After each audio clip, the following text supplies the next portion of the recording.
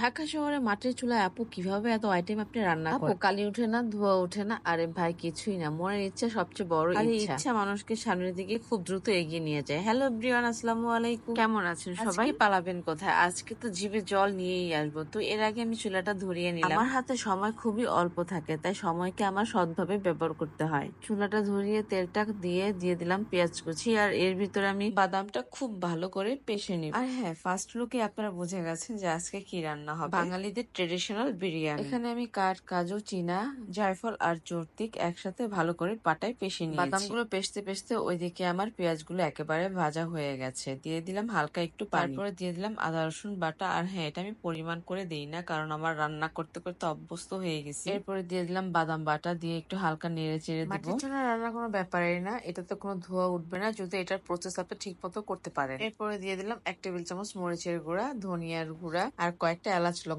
সাথে পরিমাণ মতো লবণ। হ্যাঁ, যা বলছিলাম, আপনি অবশ্যই মাটির চুলাটা যখন বারান্দায় ওপেন করবেন তখন অবশ্যই আপনার ঘরের ফ্যান বন্ধ রাখতে হবে। দিয়ে দিলাম ছোট একটা মিনি টমেটো সসের প্যাকেট, তারপর ভালো করে কষিয়ে দিয়ে দিলাম মাংসটা। সুন্দর একটা কালার আসছে, একেবারে ন্যাচারালি একটা কালার আসছে। তো তারপরে দিয়ে দিলাম কয়েকটা কাঁচামরিচ আর সাথে একটা টক দই। তারপরে দিয়ে দিলাম ঢাকনাটা দিয়ে ঢেকে হালকা একটু মাংসটা কষানোর পর দিয়ে দিলাম ভাজা 1 টেবিল চামচ জিরার গুঁড়া আর রাঁধুনি গরম মশলার গুঁড়া 1 টেবিল চামচ। এই পানিটাতে পুরো মাংসটা কুক করে নিয়েছি আমি। দেখেন মাশাআল্লাহ কি সুন্দর একটা কালার আসছে। পোলার চালগুলো আমি 1 ঘন্টা আগে ধুয়ে ভালো করে ঝরিয়ে নিয়েছি, যেন রাইসটা খুব ঝরঝরা হয়। মাংসটার ভিতরে ঝাঁপিয়ে পড়লো পোলার চালগুলো, ভালো করে একটু নাড়াচাড়ায় মিক্স করে নিব। এই সময়টা হচ্ছে ধৈর্যের পরীক্ষা। যত সময় নিয়ে আপনি নাড়াচাড়া দিবেন চালটাকে যেন নিচে না লাগে। ভালো করে ভেজে নেওয়ার পরে দিয়ে দিলাম আমি লিকুইড দুধ। এখানে আমি 1 কাপে 1.5 কাপ ইউজ করেছি, মানে 1 কাপ চালে 1.5 কাপ পানি ইউজ করেছি। যত পরিমাণ চাল হবে ঠিক তত পরিমাণ পানি দিবেন। দুধটা দেওয়ার পরে আমি এখন সাদা পানি দিয়ে দিব আমার পরিমাণ মতো। কি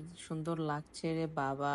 আমি কিন্তু আগে গোসের পরিমাণ লবণ দিয়েছিলাম, এখন পোলার চালের পরিমাণ লবণ দিব। তো সাদা পানিটা দিয়ে দিলাম, দিয়ে একটু নেড়ে চেড়ে দিলাম। একটা ভিডিও মেক করতে বন্ধুরা অনেক কষ্ট হয়, কিন্তু অনেকে বুঝে না। দেখেন কিভাবে ভুল করে নিছিলাম। লবণ না দিয়ে আমি ঢেকে দিছিলাম কুক হওয়ার জন্য, বাট পরে মনে পড়লো যে আমি তো লবণ দিই নাই। ফির পরে আবার লবণ দিলাম। সবকিছু অ্যাড করার পরে যখন চালটা বলক আসলো, দেখে তো আমার আরো বেশি লোভ লেগে গেল। যাই বলেন, রান্না করে গরম গরম আর খেতে পারি না, কারণ ভিডিও করতে করতে আসলেই ঠান্ডা হয়ে যায়। তো দেখেন এই ছিল আমার ফাইনাল। মাশাআল্লাহ, নিজে রান্না করেছি দেখে বলছি না, পোলাওটা একদম ঝরঝরা হয়েছিল, খেতে একবারে ভীষণ করকরা ছিল। আর স্বাদের কথা নাই বলি, যখন একবার ট্রাই করবেন আমার এই রেসিপিটি তখনই বুঝবেন যে স্বাদ আর স্বাদ। আজকে আর জামাইকে খাওয়াবো না, কারণ সে ভালো করে রিভিউ দিতে পারে না। তো আমারটা আমি আজকে নিজেই ট্রাই করবো যে কেমন হয়েছে স্বাদটা। মাশাআল্লাহ মাশাআল্লাহ, 100 এ পুরাই 100 ছিল।